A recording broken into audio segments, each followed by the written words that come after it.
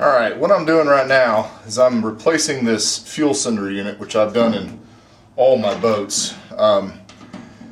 Just easy to, if you have it all apart, you might as well go ahead and do it now. The only hard part is when you put it in here and there's no fuel in this right now at all.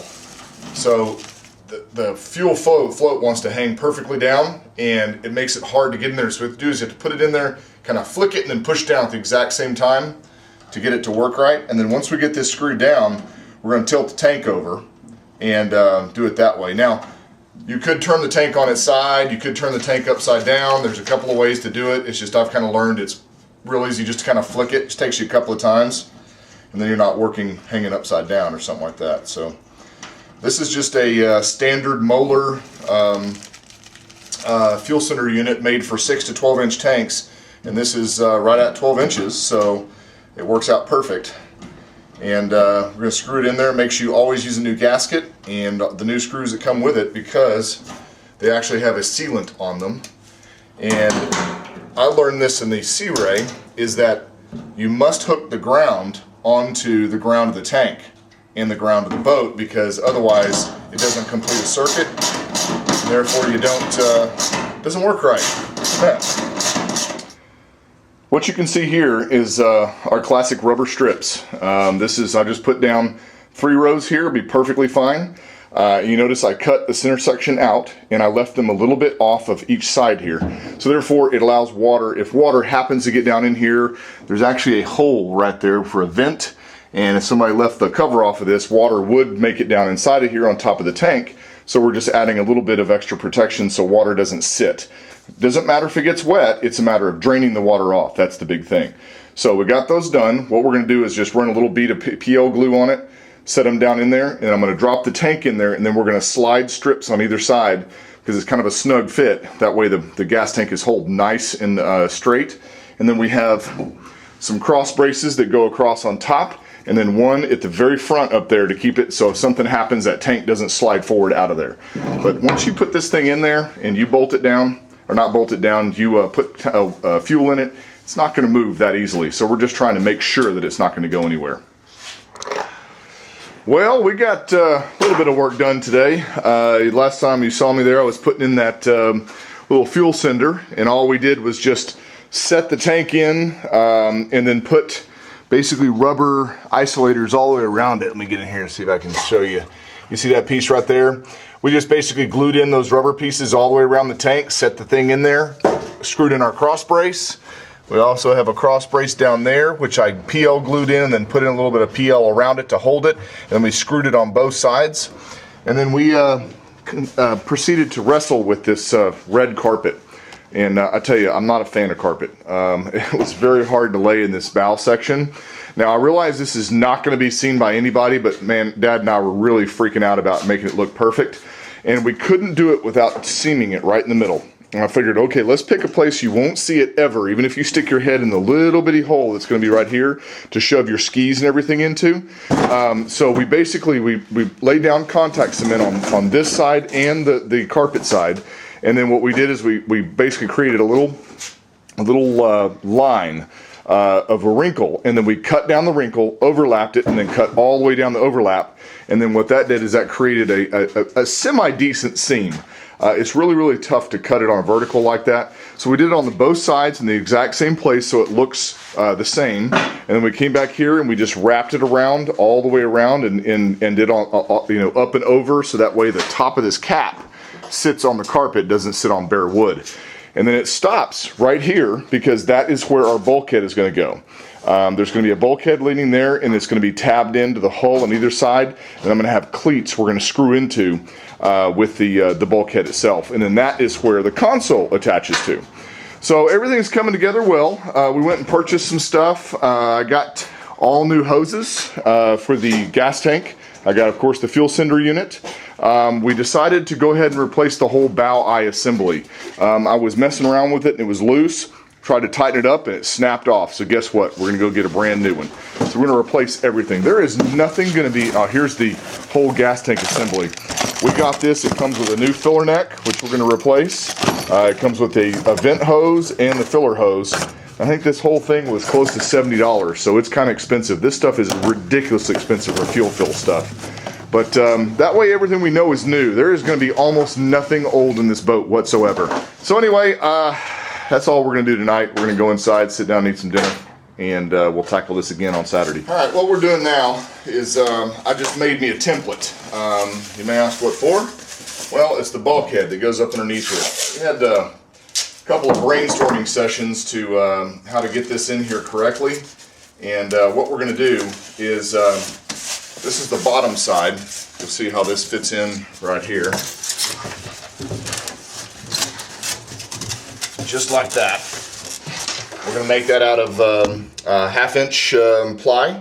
And then we have 2 more pieces that go up right in here, and that allows you ski access to the other, to underneath.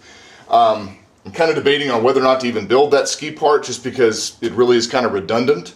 But this is your kick plate. This is where your feet rest whenever you're driving down going down the lake. And what we're going to do is we've taken, see this piece right here.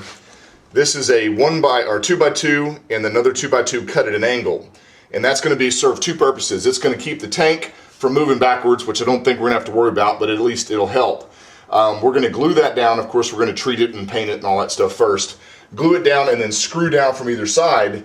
And then when this gets put in, we're going to screw into that sacrificial piece, and then also just do a light tabbing all the way around this thing just to hold it in place. Tab it up to the hull and make it all nice and neat.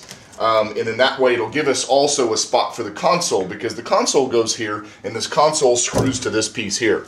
So that's what I just finished doing. A little tip here, if you want to make sure you try to keep it centered, put your little black line on the deck in there. It kind of keeps it nice.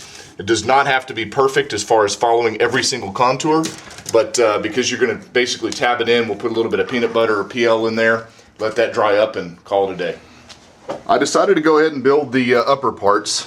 We actually had leftover pieces parts here from the old one. You see, I'll put down right there. Let me see if I can find the other piece. We actually had a complete piece to be able to create our template, and which is why you save everything. So you see that I've got everything that goes up there. That was the starboard side. You see how it's cut out and everything like that. So you got to make sure that you have everything done before you go glassing this sucker in. And I bought a universal tank install kit that actually goes to all the, we call it the fuel fill and the vent hose and everything like that. But it's too short and it just didn't work. That was a waste of $60.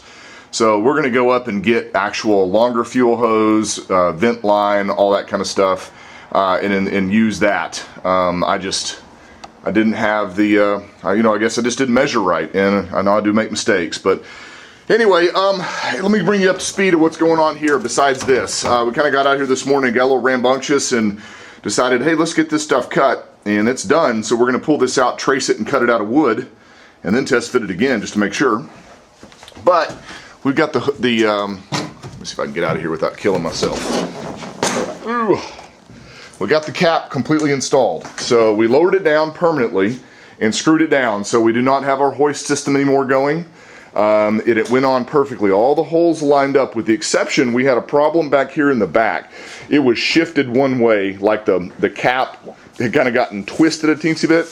So Dad got on one side and pulled, and then I screwed it on this side, which pushed everything sideways, and then all the holes lined up perfectly. So the next plan of business is to, once we get all this done, we're going to go get a little drill bit to basically drill through pilot hole in between each one of all these rub rails. You see where I've got sheetrock screws temporarily holding this in right now. We're going to run through this with a small bit and a countersink, and then we're going to put stainless steel screws like these to hold it down. So therefore you get double the strength. You're going to have these holding the cap down, plus you're going to have the rub rail that goes across right here. Now we're not going to put the rub rail on until we are completely done with the polishing and the beautification and all that kind of stuff. So the next order of business is to get this stuff cut out of wood, get it treated and completely dried, let it soak in there, and then we also want See this, that's a place you can trap water. And what we want to do is right here from the factory, there was a little opening that let water drain out of that forward compartment. And then we're just going to tab, you know, miscellaneous places all the way around to hold this sucker to the hull. That's all we're going to do. And then of course tab the seam right there. And then I'm going to actually screw to the bulkheads that hold the tank up. You'll have to explain it to you a little bit later. It's kind of hard to explain without seeing it. And then we start polishing. And let me see, I got a little nifty little tool the other day to remove the pinstriping. It's a 3M stripe remover. It's about 50 bucks with tax and everything like that. And I tell you, it is well worth it. You can see this is what the pinstripe looked before, and then I've taken the pinstripe off. You see how nice and shiny it is underneath the pinstripe? That's what the whole boat will look like. But it basically just runs along like this, and it physically erases this stuff, and it comes out, it looks like, I don't know, you can probably see it right here. It just looks like a eraser, like you've been erasing on your homework back in school days. So we'll start polishing. We're actually going to go get some chalk also to trace out the CVX on the tracing paper, and then we're going to take extreme measurements and make sure that it's perfect. So when we take it up to the sign guy, he can reproduce the graphic. That graphic's going to be a little bit difficult to get off. I don't know if this eraser will do it or not, but we'll see. So that's it so far. I think we're going to take this out and cut these out of wood and get everything resined up and drying. And then head to lunch and go get some supplies. All right, so we got these two cut out, starboard and port. And yeah, I cut them to where the colors weren't the same, but these are gonna be covered in carpet anyway. So what this does is this sits up like this on either side, and that's how it's gonna work. So what I'm doing right now is I'm trying to, without getting splinters, cut out. I want it to lay down like this with the pretty side up. So this is what we want to do.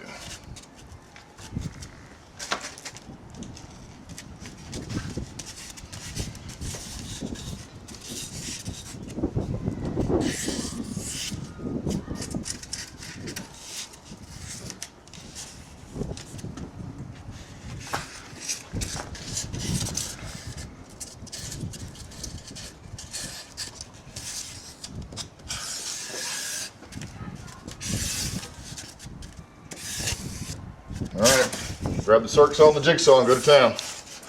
I don't know if you guys can see this or not, but we have all the gas tank connections already put back on. This is the last step we do before we put this bulkhead in. We reinstalled our fuel tank filler, and then underneath here, wait for the camera to adjust, we put it back on. We went and got new gas line at West Marine. Yes, it was ridiculously expensive, $13.87 a foot. We got some new vent line, it's all good, and we'll replace the fuel line if needed down the road, but I think it's just fine. It slipped back on great. The vent line was split, and so was the fuel fill line, so I didn't want to take a chance. But it's all done. I've got my little brace put back in here, and it is PL'd in, screwed together, the whole 9 yards. We're fixing it. It's been coated in resin, and really slow kick resin too. I mixed it super slow, so it's soaked in. You notice what I cut right there. You know what that's for? That's to let the water out. If water gets underneath this tank, it has a place to go. So you want to think about that. You know, it needs to be able to travel somewhere. Now this is going to have a bulkhead over it, so it's going to kind of, you know, not going to really mean anything at all. But if anything does get in here, it'll roll down, and then it'll come underneath the bulkhead here, and then evaporate up off the floor. So we're going to put the wood back in here and see how it fits, and try to get this thing glued in today. Well, here we are at the end of another day, a Saturday, and it feels like we've been working 8 hours and didn't get a whole lot done, but actually we did. So we got the cap put on, we got all the bulkhead cut out and installed and peanut buttered in. You may ask yourself, what is that baby crap looking green stuff right there? Well, that is Bondo kitty hair. With me and my infinite wisdom, because I ran out of Cabasil. I did not have enough to make any peanut butter, so I thought, oh, I'm gonna go get myself some Bondo kitty hair. Works great. Don't do it, guys. The stuff kicks off so fast. There's no predicting it. I wasted a bunch of it, and it came out really rough, and I had to actually sand it down. And then I just used whatever Cabasil I had left. And yeah, here's the don't use that stuff, Bondo glass. You have to mix it so, I don't know, maybe I didn't mix it right, whatever, but it just went off too quick. But anyway, so we were able to make some more with my old-fashioned kickback using wheat flour. So we used the chop strand with resin and wheat flour. Now it increases the volume a lot, and it's pretty rough, but we're just going to tab this in with CSM when we're all said and done. This is not structural, guys, so it does not need to be put in with 1708 or anything like that. It's only going to be in with just tabbed in with some chop strand and then sealing that little area right there. That's all it's going to be. It's screwed down to that sacrificial piece, and it is not going anywhere. So I'm real happy with how this turned out. I'm going to let this stuff dry. I'm going to go eat some dinner, and then tomorrow we're going to the boat show. The boat show in Dallas was canceled this year, meaning that the one that we always go to down at Market Hall, but it has got changed out to the Texas Ranger Stadium. Now, hopefully it's going to be good. We're headed out there tomorrow. We're going to go out there from 10 to about 4 when it closes, then come back and watch the Super Bowl. So, like I said, I'm going to go do that, take a day off, relax, and we'll get back on this thing when we can. But we're moving right along here. So the cap's on, got the bulkheads built. So the next thing is polishing. That's the big deal. So we'll probably get on that next week. See you later, guys.